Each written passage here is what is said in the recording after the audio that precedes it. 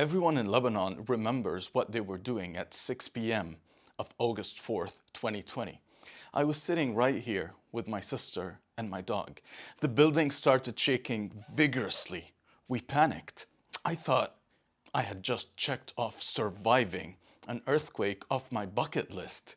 And then, boom! A massive explosion right across the street.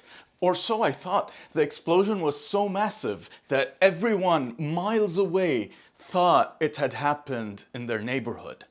I would have never imagined that I just survived one of the biggest human-made explosions in history. The explosion at Beirut port couldn't have come at the worst time.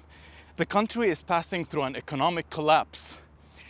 The state is basically bankrupt. And, well, COVID-19. Schools, hospitals, homes, businesses, hundreds of them totally or partially damaged. The scenes were apocalyptic. Hours after the explosion, the Lebanese were promised a verdict within 5 days. 365 days later, we're still waiting.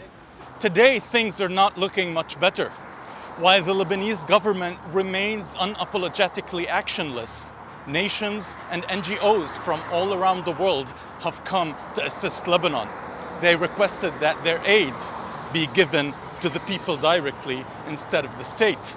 Around $500 million have been pledged from all around the world to help Lebanon with this catastrophe. However, this number is dwarfed in front of the $15 billion in losses. To put that in perspective, the Lebanese-Israeli war that happened in 2006 over a whole month set Lebanon back only $3.5 billion.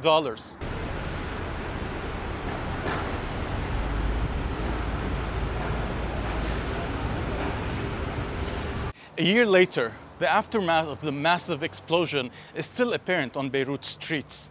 Broken glass and rubble is not an unusual sight. The blast happened meters away from some very busy streets filled with residential buildings, restaurants, bars, small businesses that have already been struggling because of the COVID lockdowns. Unfortunately, a lot of those businesses could not even afford reconstructions. They shut down.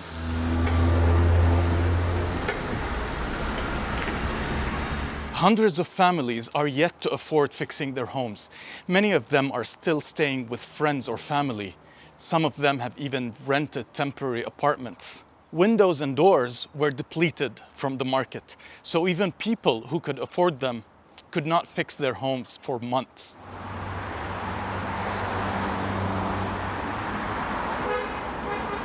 To be fair, the Lebanese government did offer people some help.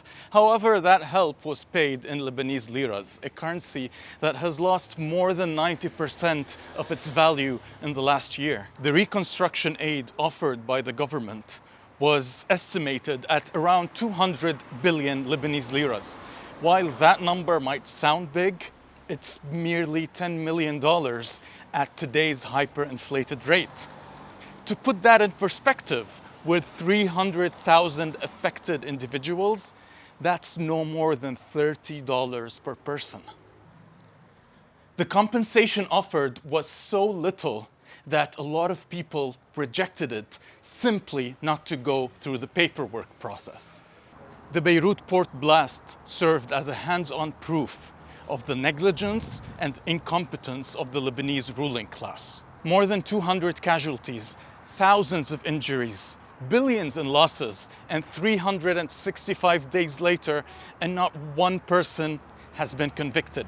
Instead, a lot of finger-pointing and several assassinations that have been allegedly connected to the blast.